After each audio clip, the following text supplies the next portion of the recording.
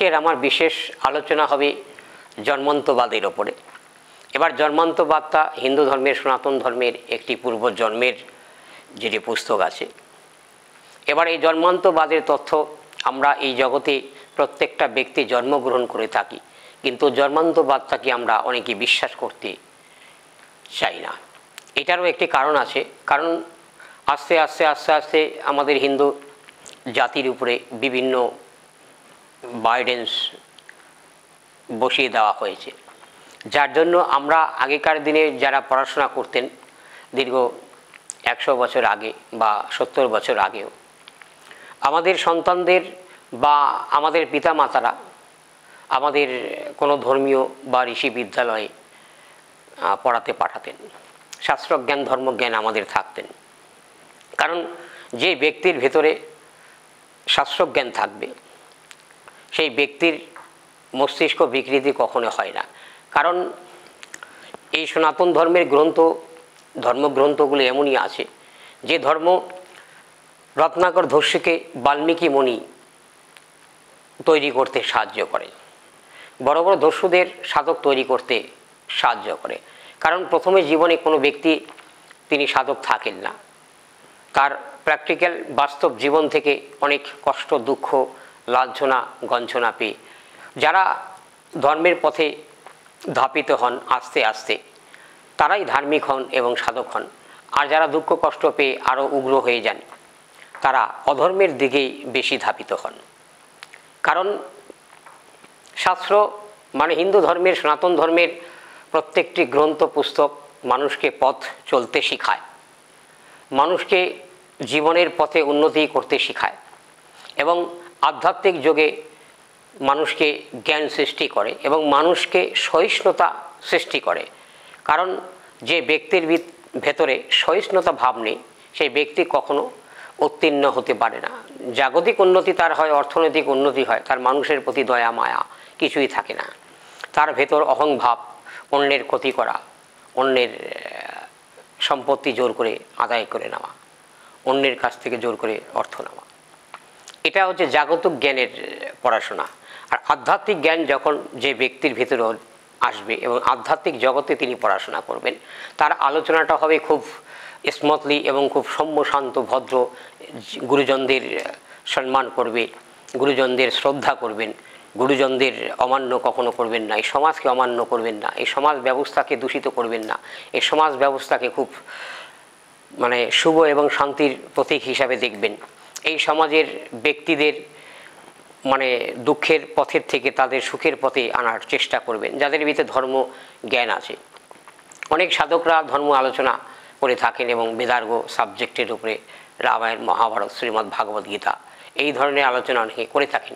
কিন্তু এই শাস্ত্র মানুষকে পথ চলতে শেখায় এবং সাধক তৈরি করতে শেখায় এবং পূর্বজন্মের পাপকে খণ্ডন করতে শেখায়। যে কোনো ব্যক্তির ভেতরে যদি একটি মানে অনুতপ্ত হৃদয় তৈরি হয়, সেই ব্যক্তি চাইলে এই হিন্দু ধর্মের গ্রন্থ এবং পুস্তক পড়ে সে জীবনের পথে অনেক আগে বাড়তে পারেন এবং তার সব পাপ ক্ষয় করতে পারেন। এবার আমি ভগবান শ্রীকৃষ্ণের জীবনের কথা আমি যাচ্ছি, কারণ জন্মান্তবাদের যেহেতু তথ্য আসবে, এই ডেসক্রিপশনটা আমাকে না দিলে সেটা আপনাদেরকে আমি বোঝাতে পারবো না। এবার ভগবান শ্রীকৃষ্ণ যখন কংসের কারাগারে জন্মগ্রহণ করলেন, কারণ কংসের বসুদেব ছিলেন শ্রীকৃষ্ণের পিতা। তা বসুদেব যখন কংসের সাথে তার খুব হৃদ্রতা এবং বন্ধুত্ব ছিলেন, এই বন্ধুত্বতা কংস অটুট রাখার জন্য এবং বন্ধুত্বতার সম্পর্ক সারা জীবন যদি তার বজায় থাকে, তাই নিজের ভগ্নীকে বন্ধুর হাতে তিনি তুলে দিয়েছিলেন যে আমাদের বন্ধুত্বতা যেন বজায় থাকে। এবং তিনি দেবকীকে খুব ধুমধাম করে বসুদেবের সাথে বিবাহ প্রদান করেন। বসুদেব হচ্ছেন ভগবান শ্রীকৃষ্ণের এই জন্মের পিতা, আর মাতা হচ্ছে এই জন্মের তার মাতা দেবকী। এবার দেবকীর ঘরে জন্মগ্রহণ করার পরে সত্য দেবকী ভগবান শ্রীকৃষ্ণকে লালন পালন করতে পারেননি। কেন পারেননি? এটারও একটি সুন্দর বড় ব্যাখ্যা আছে এবং এটা সত্যি ঘটনা। কারণ ভগবান শ্রীকৃষ্ণ যখন কংসের কারাগারে এলেন, কংসের কারাগারে যখন এলেন, তা মা দেবকী প্রশ্ন করেছেন শ্রীকৃষ্ণকে বাবা আমি শুনেছি তুমি নাকি ভগবান, কিন্তু আমাকে এই কারাগার থেকে কারামুক্ত করতে 14 বছর পরে কেন এলে?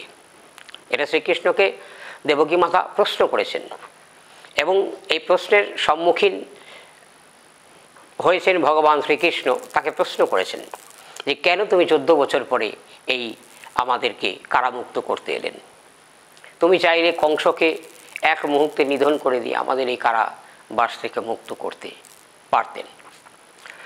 তখন শ্রীকৃষ্ণ সম্পূর্ণ কথা শুনলেন। শোনার পরবর্তীতে তিনি বললেন যে পূর্বজন্মে আপনি আমায় 14 বছর বনবাস দিয়েছিলেন, যার জন্য আমি আপনাকে 14 বছর পরে ছুটাতে এলাম।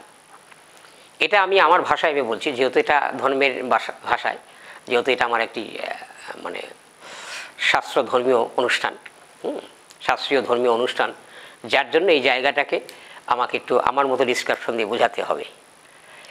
তা শ্রীকৃষ্ণ যখন গম্ভীর পরিস্থিতি অবস্থায় মানে তাকে উত্তর দিলেন যে পূর্বজন্মে আপনি আমাকে 14 বছর বনবাসে পাঠিয়েছিলেন, তখন দেবকী মাতা বললেন না তো, তুমি পূর্ণ ব্রহ্ম ভগবান, তোমাকে কি আমি বনবাসে পাঠাতে পারি? বলছে যে না, পূর্বজন্মে আপনি পাঠিয়েছিলেন, যার জন্য এই 14 বছর এটাই আপনার কর্মের ফল। অর্থাৎ জন্মান্তবাদের কর্মের ফল অনুপাতে, পূর্বজন্মের কর্মের ফল অনুপাতে এই জন্মে আপনি তার ফল পাবেন। তার তদ্রূপ পূর্বজন্মে তখন ভগবান শ্রীকৃষ্ণকে প্রশ্ন করলেন। তখন ভগবান শ্রীকৃষ্ণকে দেবকী মাতা প্রশ্ন করলেন, আমার তো মনে পড়ছে না বাছা। তখন বলছে যে পূর্বজন্মে আপনি আমার কৈকেয়ী মাতা ছিলেন, আর আমার পিতা ছিল রাজা দশরথ, এবং আপনি আমাকে পিতা দশরথকে বলে বনবাসে পাঠিয়েছিলেন।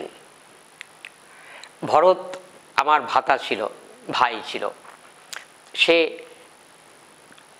রাজ্য চালাবে বিধায় এবং রাজা হবে বিধায় আপনি আমাকে বনবাসে পাঠিয়েছিলেন। তখন বলছে দেবকী মাতা, আমার তো এই কথা মনে পড়ছে না।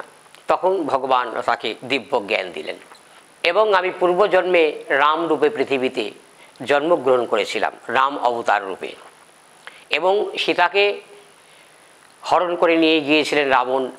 তাই এই রাবণেরও আবার জন্মগ্রহণ করেছে। রাবণ হচ্ছেন কংস, এবার কুম্ভকর্ণ হচ্ছেন শিশুপাল, এবং পূর্বজন্মে কংস ছিলেন হচ্ছে রাবণ আর শিশুপাল ছিলেন কুম্ভকর্ণ, যার জন্য তাদেরকে পৃথিবীতে জন্মগ্রহণ করতে হয়েছে। জন্মগ্রহণ করার পরবর্তীতে কারণ পূর্বজন্মের যে কর্ম তার সংস্কার হয়নি, সে সাধনা করেনি। পূর্বজন্মের সাধনায় সিদ্ধি লাভ করে সে ব্রহ্মকে জেনেছে, অহং ব্রহ্মকে, অহং ব্রহ্মকে সে জেনেছে, জেনে সে দাবি করেছে সোহম, আমি সেই পূর্ণ ব্রহ্ম আমি। তা তদ্রূপ এই জন্মে পূর্বজন্মে কর্মের ফল অনুপাতে প্রত্যেকটা ব্যক্তিকে আগামী জন্মে জন্মগ্রহণ করতে হয়। যদি সে মনুষ্য কুলে জন্মগ্রহণ করে সে অন্যায় অনাচার করে থাকে, যেহেতু ভগবানের নিকটস্থম হিসাবে তিনি জন্মগ্রহণ করেছিলেন, যার জন্য তাকে মানুষ কুলে আবার জন্ম দিয়ে তার এই কর্মের ফলটাকে নাশ করেছেন। এবার দেবকী মাতার তখন দিব্যজ্ঞান হওয়ার পরে সম্পূর্ণ দৃষ্টিতে সে দেখতে পারলেন যে তুমি সত্যি ভগবান, আমরা অত্যন্ত খুব ভাগ্যশালী। অর্থাৎ তোমাকে গর্ভে ধারণ করতে পেরেছি, পূর্বজন্মেও আমি যদিও তোমাকে গর্ভে ধারণ করতে পারিনি, কিন্তু এই জন্মে গর্ভে ধারণ করেছি, যার জন্যে আমার এই মানব জীবন, মনুষ্য জীবন আমার খুব সার্থক। তখন পিতা বসুদেব রাজা দশরথ ছিলেন, তখন শ্রীকৃষ্ণকে বললেন যে প্রভু আপনি আমায় ক্ষমা করুন। তদ্রূপ এবার যেহেতু সন্তান রূপে জন্মগ্রহণ করেছে, সে পূর্ণব্রহ্ম ভগবান হলেও কিন্তু তার তো সন্তান, সে ভগবান হোক আর কোনো মহাপুরুষ হোক আর কোনো দেবতা হোক, অর্থাৎ মাতৃগর্ভে 10 মাস 10 দিন মাতৃ জঠরে ধারণ করেছেন, এবং তার জন্মদাতা পিতা বসুদেব অর্থাৎ পূর্বজন্মের যে পুণ্যের ফলটা তারা ভুলে গিয়েছিলেন, যার জন্য এই জন্মে 14 বছর তাকে কারাবাস করতে হয়েছে। এই 14 বছর কারাবাস হওয়ার কারণেই তাকে এই পৃথিবীতে আবার মানব কুলে জন্মগ্রহণ করতে হয়েছে, কারণ বসুদেব পূর্বজন্মে তিনি ভগবান বিষ্ণুর সাধক ছিলেন, কারণ পূর্বজন্মে তিনি রাজা দশরথ ছিলেন, তার পূর্ণ জ্ঞান ছিল, দিব্য জ্ঞান ছিল। এবার এই জন্মে বসুদেব রূপে জন্মগ্রহণ করার পরে, কারণ বসুদেব সাধক ছিলেন, বসুদেব যদিও কংসের খুব কাছের লোক, বন্ধু ছিলেন, কিন্তু বসুদেব সাধক ছিলেন। তাই তদ্রূপ নিজের সম্পর্ককে অটুট রাখার, কারণ এই জন্মে কি ঘটবে পূর্ব জন্মে সেটা নির্ধারিত ছিল। এটা হচ্ছে সনাতন ধর্মের জন্মান্তবাদের কথা। এটা আমি চাইলে, আপনি চাইলে, ইচ্ছা করে কেউ বানিয়ে ভুল বলতে পারবে না। যদি যারা জন্মান্তবাদ পড়েছেন, আর জন্মান্তবাদ না পড়ে আন্দাজে যদি কিছু মানুষকে বলে দেয়, তাহলে সেই সম্পূর্ণ দায়ভার সেই ব্যক্তির উপরেই পড়বে। কারণ আমরা যারা আমাদের মতো সাধক আছেন, তারা জন্মান্ত সাবজেক্টের মধ্যে জন্মান্তবাদের উপরেই আমরা বিশেষ করে আমার আজকের এই অনুষ্ঠানটা আলোচনা, এবং অনেক সাধকরা আলোচনা করে থাকেন। প্র্যাকটিক্যালি পূর্বজন্ম সম্বন্ধে লেখা আছে, হিন্দু ধর্মের অনেক কিছু গ্রন্থ আছে, শ্রীমদ্ ভাগবত গীতা আছে, শ্রীমদ্ ভাগবত গীতায় লেখা আছে। এবং পূর্বজন্মের কথা মহাভারতে অর্জুনকে ভগবান শ্রীকৃষ্ণ নিজে বলেছেন, জন্মহি পরমাং তপ, কর্মহি পরমাং তপ, অর্থাৎ পরবর্তী তপস্যা হচ্ছে জন্ম এবং কর্ম। তাই ভগবান কৃষ্ণকে যখন তাকে প্রশ্ন করলেন যে তুমি পূর্ণ ব্রহ্ম ভগবান, তার কোনো সংশয় নেই, কিন্তু তুমি যে ভগবান আমরা তো তার প্রমাণ পাইনি। এবার প্রশ্ন করছেন দেবকী মাতা এবং পিতা বসুদেব, বলছেন যে তুমি পূর্ণ ব্রহ্ম ভগবান আমরা শুনেছি, কারণ যে প্রশ্নটা করেছিলেন সেটা বলেছেন যে তুমি নাকি ভগবান, তাহলে 14 বছর পরে কেন আমাদের ছাড়াতে এলে? তুমি চাইলে এক মুহূর্তে আমাদের ছাড়িয়ে নিতে চাইলে। কারণ শ্রীকৃষ্ণ তখন তাদের পূর্বজন্মের কথা মনে করিয়ে বলে দিলেন যে পূর্বজন্মে আপনি আমার কৈকি মাতা ছিলেন, আপনি আমাকে 14 বছর বনবাসে পাঠিয়েছিলেন। কারণ পিতা চাইলে সেইটাকে রোধ করতে পারতেন, কিন্তু পিতা আপনার আবেগের মোহে আবির্ভূত হয়ে আপনাকে ভালোবেসে আপনার কথাকে ফেলতে পারেননি, যার জন্য এই কর্মের ফলে আমার পিতাকেও কর্মের ফল ভোগ করতে হয়েছে। কারণ সেটা পূর্বে নির্ধারিত ছিল, কারণ রাম পৃথিবীতে আসবে সেটা সত্যযুগে নির্ধারিত। ভগবান রাম পৃথিবীতে আসবেন, এবং এই যে রাম রাবণের যুদ্ধ হয়েছে, মহাভারতের যুদ্ধ হয়েছে, হস্তিনাপুরের যুদ্ধটা হয়েছে কি কারণে? সত্যযুগে দেবতা অসুরের যুদ্ধ হয়েছে কি কারণে? জীবেরও নিস্তার লাগি নন্দসুত হরি, ভুবনে প্রকাশন গুরুরূপ ধরি। অর্থাৎ জীবের নিস্তার করার জন্য রামরূপে পৃথিবীতে এসছেন। রামায়ণের যুদ্ধ হয়েছে, রামায়ণের যুদ্ধ কী হয়েছে? মানব জাতির কল্যাণের জন্য। কীরকম? এবার আসলে সবাই রামায়ণ পাঠ করেন এবং সবাই মহাভারত পাঠ করেন, গীতা পাঠ করেন, প্রকৃত মূল সাবজেক্টের উপরে কেউ আলোচনা করেন না। কারণ রামায়ণের যুদ্ধটা সায়েন্টিফিক এবং মহাভারতের যুদ্ধ সায়েন্টিফিক। কারণ সত্যযুগে ভগবান যখন সবার আগে সবচেয়ে বড় যুগ হচ্ছে সত্যযুগ, এবং সত্যযুগে অনেকবার ভগবান অবতার রূপে জন্মগ্রহণ করেছেন এবং তেতার যুগে জন্মগ্রহণ করেছেন, এবং ভগবান পরশুরাম রূপে জন্মগ্রহণ করেছিলেন সত্যযুগে। এবং পরশুরাম বলা হয়, অনেকে পরশুরাম বলে, নামটা বলায় সে ভুল বলে ফেলে প্রত্যেকটা ব্যক্তি। প্রকৃত ভগবানের এই অবতারটার নাম পরশুরাম নয়, পরশুরাম, এবং কাল এবং পরশু, তাকে পরশুরাম বলা হয়। যিনি কালও থাকবে, আগামী পরশুও থাকবে, যার জন্য তাকে পরশুর রাম বলা হয়। এবং তার যে একটা কুড়ালির মতো অস্ত্র আছে, সে অস্ত্রের নাম হচ্ছে পরশু। এই অস্ত্রের উপরে তার নাম নির্ধারণ করা হয়েছিল। এবার ভগবান যেমন সীতার বিবাহ হয়েছিল, এবার সীতার যখন বিবাহ হয়েছিল সেইখানে জনক রাজার পুত্রী প্রশ্ন করেছিলেন হরধনু। হরধনুটা কি? শিবধনুষ। এই হরধনু শব্দ অর্থাৎ শিবধনুষ। শিবধনুষ ভেঙে যিনি স্বয়ম্বরের মধ্যে সীতাকে প্রাপ্ত হবেন, তিনি হবেন পূর্ণ ব্রহ্ম ষোলকলা ভগবান। তা এই জায়গার ক্ষেত্রে একটি বিষয় হচ্ছে, আমরা জন্মান্তবাদের যেহেতু আলোচনা করছি, ভগবানও পৃথিবীতে এলে সেই কর্মের ফল থেকে, অর্থাৎ ভগবানের তো কোনো পাপ নেই, উনি চাইলে ইচ্ছা করলে নিজেই চলে যেতে পারেন কোনো শাস্তি ভোগ না করে। এই জগৎকে শিক্ষা দেওয়ার জন্য, জীবকে শিক্ষা দেওয়ার জন্য সে পাপ হোক পুণ্য হোক, সে কর্মটা নিজেই বহন করেন। কীরকম? অর্থাৎ রাম রাবণের যেমন যুদ্ধ হয়েছিল, ৮০ লক্ষ বানর সেখানে মৃত্যুবরণ করেছিলেন। রাম রাবণের যুদ্ধে প্রায় 2 কোটি মানে 2 কোটি জীব হত্যা হয়েছিল, তার মধ্যে হচ্ছে 80 লক্ষ বানর। মানে এটা রামায়ণ আপনি পড়লে পাবেন 80 লক্ষ সামথিং, আমি শুধু 80 লক্ষই বলছি। আর 1 কোটি 20 লক্ষ রাক্ষস জাতি। আজকে দেখেন আজ থেকে ধরুন 4,32,000 কলির যুগের আয়ু, 8,64,000 বছর হচ্ছে দাপর যুগের আয়ু। তা 8 লক্ষ আর হচ্ছে 4 লক্ষ, এখানে 16 লক্ষ, ধরুন 17 লক্ষ বছর, আর 17,34,000 বছর, অর্থাৎ মোটামুটি এই 17 দোকানে 34, আজকে 34 লক্ষ বছর আগে বা 32 লক্ষ বছর আগে রামায়ণে যুদ্ধ হয়েছে। আজকে পৃথিবীর যে জনসংখ্যা আছে বর্তমান পরিসংখ্যায় যদি বিচার করা হয়, কারণ এত যুদ্ধ এত কিছু হওয়ার পরে প্রায় 850 কোটি, বর্তমান পরিস্থিতিতে 850 কোটি থেকে 800 কোটির কাছে প্রায়।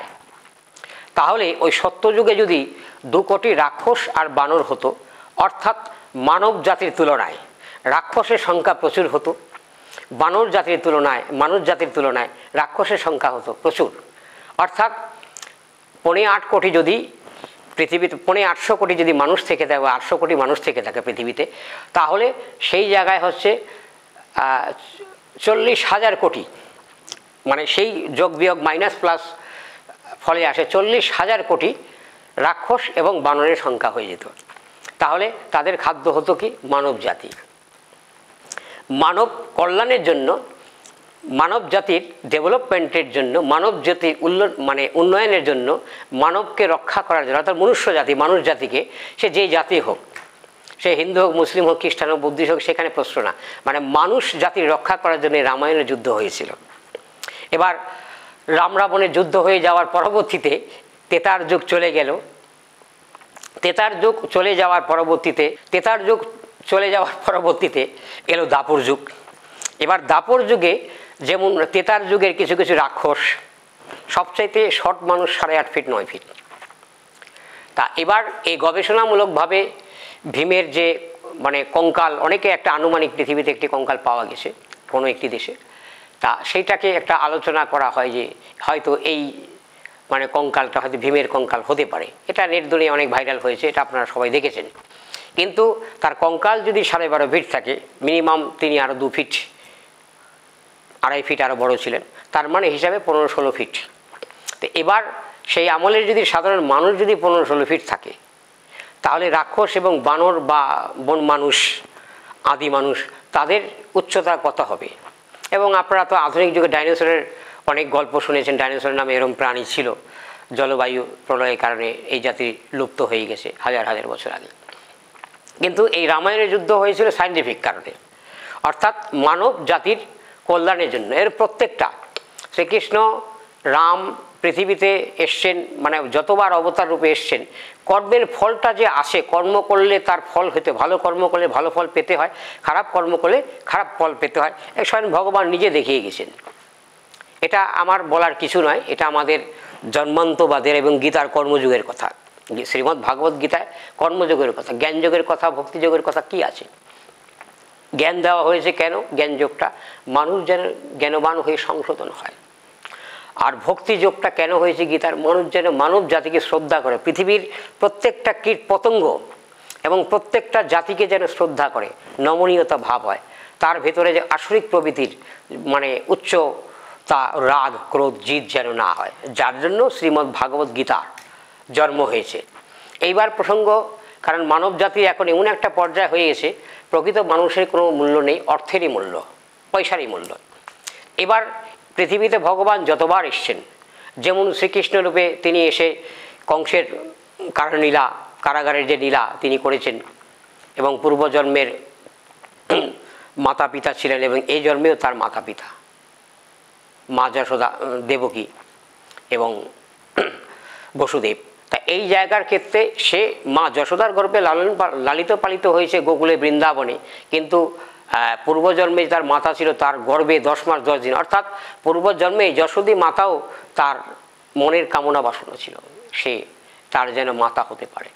কারণ এইসব লীলার এটা হিসাবে বৃন্দাবন লীলায় পড়ে না, শ্রীকৃষ্ণের জীবনী, ব্যক্তিগত জীবনের লীলা।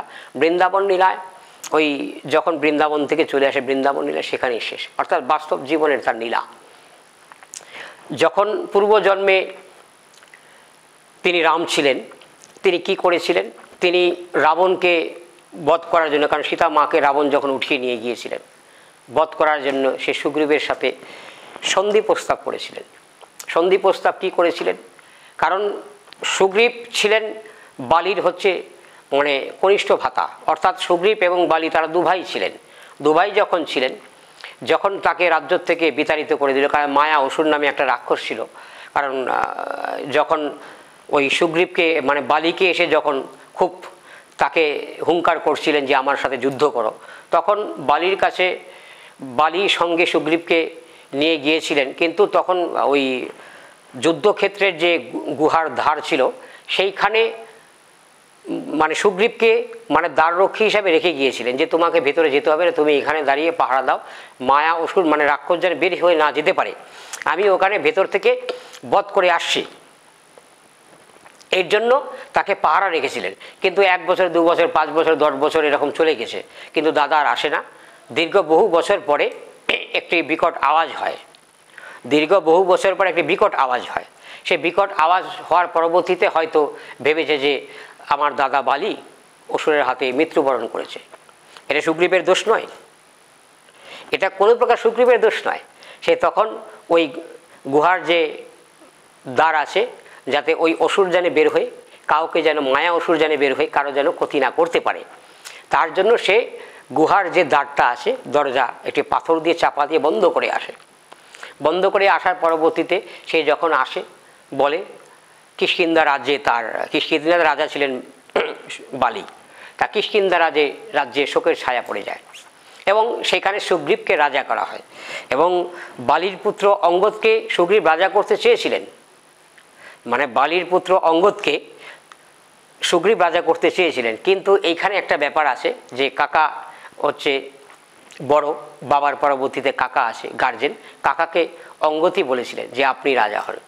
দীর্ঘ কয়েক বছর সে রাজ্য পরিচালনা করার পরে যখন ওই গুহার ধারে এসে বের হয়ে দেখে যে মুখটা বন্ধ আছে, তখন তার শক্তির দ্বারাতে সে দ্বার খুলে ফেলে। কারণ বালি এত বড় শক্তিধর মহাপুরুষ ছিলেন, একবার রাবণের সাথে আর বালির সাথে যুদ্ধ হয়েছিলেন, সে লঙ্কার থেকে লেজ দিয়ে পেঁচিয়ে এনে, এটা আমরা ছোটোকালে মায়ের মুখে শুনতাম যে রামায়ণের গল্প, আমরা লেজ দিয়ে পেঁচিয়ে এনে তাকে সমুদ্রে চুবিয়েছিলেন। বালি এত বড় শক্তিধর মহাপুরুষ ছিলেন, কারণ যদিও তিনি বানরকুলে জন্মগ্রহণ করেছেন, এরা তো পূর্বজন্মে বড় বড় মহাপুরুষ, একশে বারকার মহাপুরুষ ছিলেন।